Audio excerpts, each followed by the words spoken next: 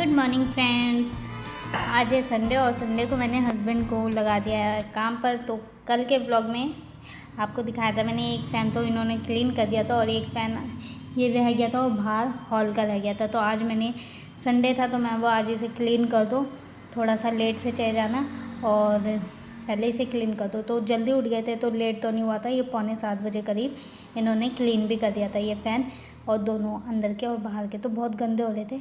ये देखें 6:45 भी नहीं हो रहे, 6:30 ही हो रहे हैं अभी, और यहाँ अभी तक क्लीन कर दिया था इन्होंने।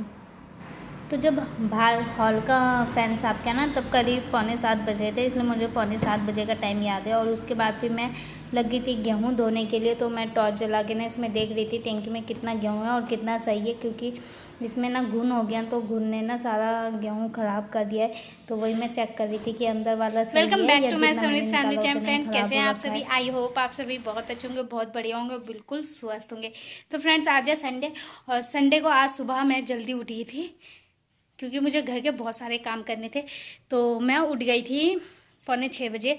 5:45 उठ के फ्रेश वगैरह होके नहा कर और भगवान के आगे हाथ जोड़ के चाय बनाई, चाय पी और फिर हस्बैंड को लगा दिया फ़ैन क्लीन करने के लिए। तो वो फ़ैन क्लीन हो गया, बाहर का भी फ़ैन क्लीन कर दिया हस्बैंड ने। और मुझे धोना था गेहूँ तो मैं गेहूँ धोने लगी। मैंने सोचा सुबह 7 बजे ही मैं गेहूँ धोने के लिए चली गई थी। मैं वो फटाफट गेहूँ धुल जाएगा, ज़्यादा से ज़्यादा आधा घंटा, मतलब 15 से 20 मिनट में धुल जाता है, घर का गेहूँ है। बट गेहूँ धोने में मुझे 2 घंटे लग गए। 9 बज गए, 7 बजे से 9 बज गए। और क्योंकि गेहूँ ना बरसात की वजह से मैंने इतने दिन से ध्यान ही नहीं दिया बिल्कुल भी, क्योंकि ये चीज़ें होती हैं जो टंकियाँ वगैरह जो भी गेहूं की होती है, अन्न की जो भी टंकियाँ होती है, इन्हें रोज़ रोज़ तो खोला जाता नहीं है। और वो गेहूं की टंकी में ना बिल्कुल जो वो होता है घुन होता है ना, वो लग गया। और घुन उसने गेहूं को पूरा आटा अपने आप ही बना दिया, मुझे पिसाने की ज़रूरत ही नहीं है। तो इतना गंदा कर दिया था वो, उसे धोने में मुझे 2 घंटे लगे। और अब उसमें ना दवाई रखी हुई थी, शायद दवाई का असर ख़त्म हो गया या बरसात की वजह से, अब पता नहीं। मुझे इतनी इन सब चीज़ की मुझे नॉलेज नहीं है, अब धीरे धीरे सीख रही हूँ ये सब चीज़ें। यहाँ मैंने ना मेहंदी घोल के रखी थी तो इसे भी लगा लूँगी। और आज नाश्ता भी कुछ नहीं बनाया, भूख लगी है बहुत तेज की। तो पहले मैं पी लेती हूँ चाय, उसके बाद मेहंदी लगाऊंगी। तो गाइज़ अब मैंने मेहंदी लगा ली है और हल्के हल्के यहाँ से सूख भी गया, क्योंकि हो गया 15 से 20 मिनट लगाए हुए। और आज हमारे यहाँ ना सबने मेहंदी लगाई है, सबने सर में मेहंदी लगा रखी है। दीदी ने, माँ ने, मेरी भाभी ने, जेठानी जो हैं, और मैंने भी लगाई है। तो मैंने तो रात को ही मंगा ली थी, सुबह भिगोई थी और फिर 1-1.5 घंटे बाद लगा लिए। और अब मैं घर के काम कर लेती हूँ। आज घर के सारे काम ऐसे ही पड़े हैं गेहूं के चक्कर में, क्योंकि गेहूं धोने में ही मुझे ज़्यादा टाइम लगा था और धूप अच्छी थी इसलिए धो दी। और टंकी में जितने गेहूँ है ना वो भी धोऊंगी, 2-4 दिन बाद उसे धो दूँगी, क्योंकि थोड़ी सी साफ़ हो जाएगी, नहीं तो सारी ख़राब हो चुकी है। और उसमें पहले दवाई रख दूँगी जिससे कि वो जो घुन है वो भाग जाए, ख़त्म हो जाए। चलिए काम कर लेती हूँ, ज़्यादा देर बात करूँगी तो ऐसे ही 11 बज जाएंगे। और आज जितनी जल्दी उठी थी ना उतना ही ज़्यादा लेट हो चुका है मुझे घर के काम करने में। जो सोचो वो होता नहीं है। सोचा था सुबह ही मशीन लगा दूँगी और गेहूँ भी धुल जाएगा, मशीन से कपड़े भी धुल जाएंगे, सोफ़े वगैरह के कवर। लेकिन अब आज नहीं धोती हूँ, बाद में धोऊँगी, क्योंकि फिर दिन में बहुत धूप हो जाती है, उसमें ना धोया नहीं जाता है।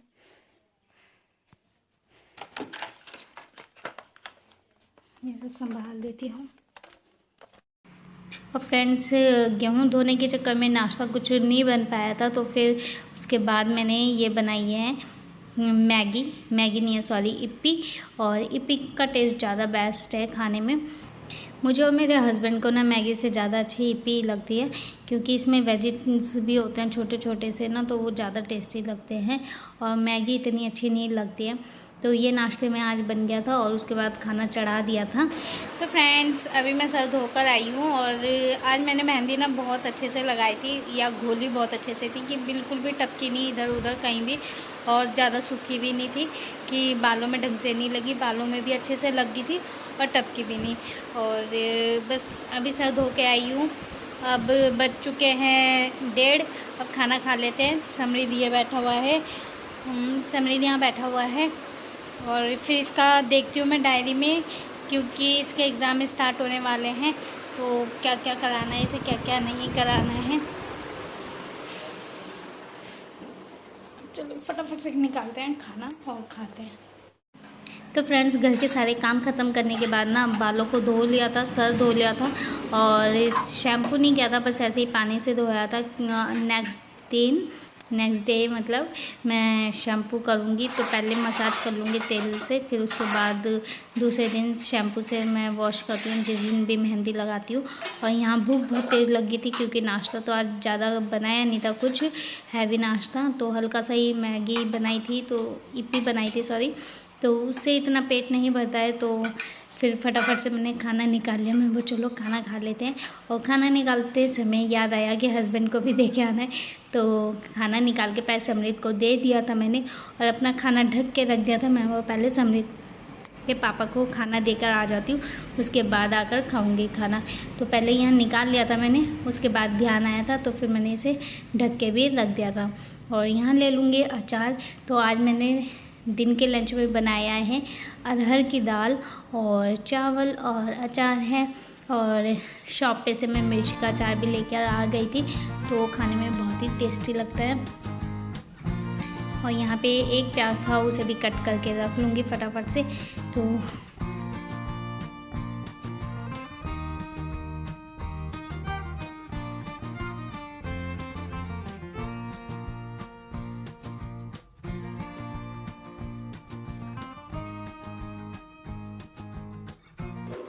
और अब मैं मिल रही हूँ आपको सीधा शाम के टाइम। दिन के टाइम में समृत को लंच वगैरह मुझे कराना था, वो सब कराने लगी थी। और ये है पॉपकॉर्न, तो मैं एक पैकेट पॉपकॉर्न का लाई थी। मैं वो जो पॉपकॉर्न भूनते हैं, और इसकी आवाज़ देख ही सकते हो।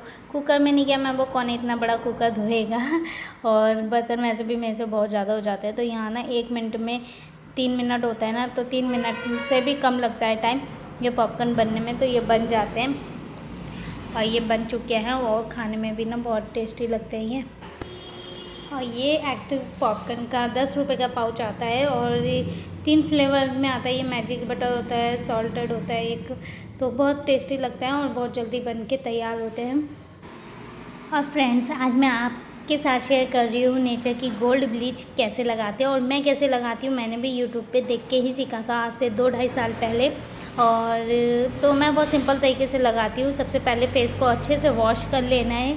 वॉश करके फेस पे आप गुलाब जल वगैरह लगा सकते हैं, बट मैं कुछ नहीं लगाती हूँ क्योंकि मेरी स्किन को ना एलोवेरा जेल, गुलाब जल ये सब सूट ही नहीं होता है। और थोड़ी सी क्रीम लेके उसमें ब्लीचिंग पाउडर ले लिया है, 2 चुटकी बोलते हैं, जो 2 चुटकी लीजिए, थोड़ा सा ज़्यादा ले सकते हैं और उसे मिक्स कर लीजिए अच्छे से। और उसके बाद ना आप सबसे पहले एक जगह मतलब कान के पीछे लगा के देख लीजिए कि उससे आपकी स्किन को इचिंग वगैरह तो नहीं हो रही है। तो वो मैं टेस्ट कर लेती हूँ। उतनी देर मैं अपने हस्बैंड से बातें कर रही हूँ, लगा के मैं चेक कर रही थी कि मेरी स्किन पे खुजली वगैरह तो नहीं होगी इससे। और जब मैंने चेक कर लिया नहीं हुई तो मैं फटाफट से अपनी स्किन पे इसे लगा लूँगी। और फ्रेंड्स, मुझे ज़्यादा अच्छे तरीके से तो नहीं आता है, ये सब करना मुझे पसंद भी नहीं है, बट यही इस वजह से ना ये 3 मंथ हो गया ला के रखे हुए और आज मैंने इसे ओपन किया है। इतने दिन से मैंने इसे लगाया ही नहीं था, तो लेकिन अब मैं वो रक्षाबंधन आने वाला है, चलो इसे लगा लेती हूँ, थोड़ा सा फेस साफ़ हो जाएगा। होता तो कुछ नहीं है, एक तो भगवान किसी को नेचर खूबसूरती देता है और हम जैसों को थोड़ा सा अपने आप को सही करना पड़ता है। तो मैंने भी थोड़ा सा यहाँ पे ब्लीचिंग पाउडर ब्लीच लगा लिया। इससे ना फेस पे थोड़ा सा ग्लो आ जाता है, बहुत अच्छा सा।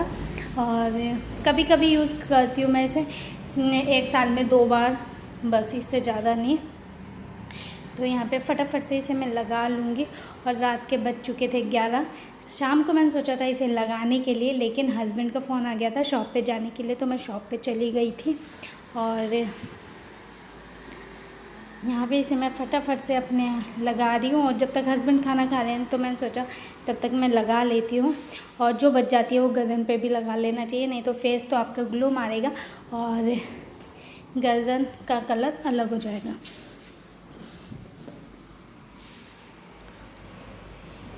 और फ्रेंड्स, जितनी बच गया मैं इसे हैंड में लगा रही हूँ, क्योंकि एक बार मैंने जब पार्लर में करवाया था ब्लीच तो उन्होंने बताया था जितना बच जाए उतना हैंड पे लगा लो, तो हैंड भी क्लीन हो जाता है, हाथ ना साफ़ हो जाते हैं इससे, ब्लीचिंग से।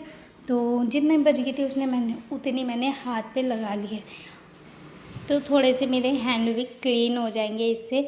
और ये देखिए, और यहाँ मैं बोल रही थी 15 मिनट रखूँगी इसे, मैं ब्लीचिंग को 15 मिनट रखना चाहिए। और पहले तो मतलब देख लेना चाहिए कि आपकी स्किन पे कैसा इफ़ेक्ट पड़ रहा है, क्योंकि कई लोगों के बहुत ही इचिंग वगैरह होती है, खुजली वगैरह। मैंने इसमें ब्लीचिंग पाउडर ज़्यादा नहीं डाला था, 2 चुटकी डाला था। तो जैसे ये हो रहा है गर्दन पे, देख लेना चाहिए, उसके बाद हटानी चाहिए। तो मुझे इतना ज़्यादा अच्छे से नहीं आता है फ्रेंड्स, थोड़ा बहुत आता है, वही बता रही हूँ। और यहाँ पे मैं हैंड का कलर दिखाई थी, देखो कितना इफेक्ट पड़ा है ब्लीचिंग से, यहाँ पे अलग अलग हो गया था कलर। तो 15 मिनट हो चुके थे और मैं इसे हटा के चेक कर रही थी कि चढ़ी है ब्लीचिंग या नहीं। तो क्या होता है, जो फेस पे हमारे छोटे छोटे से बाल होते हैं ना, वो उसका कलर इससे ब्राउन हो जाता है, जिसकी वजह से हमारा फेस थोड़ा सा क्लीन लगता है। तो यहाँ पे मैं मुंह धोकर आ गई हूँ और ब्लीचिंग अच्छे से हो गई थी मेरे फेस पे। और इसे लगाने के 24 घंटे तक ना फेस को साबुन से वॉश नहीं करना चाहिए। तो फेस मेरा बिल्कुल साफ़ हो गया। इसके बाद बालों में मसाज की, तेल लगाया। और बस फ्रेंड्स, आज का व्लॉग यहीं एंड करती हूँ। आई होप आपको पसंद आया होगा, पसंद आए तो लाइक शेयर जरूर कीजिएगा। अब मिलेंगे आपसे नेक्स्ट व्लॉग में, तब तक के लिए बाय बाय।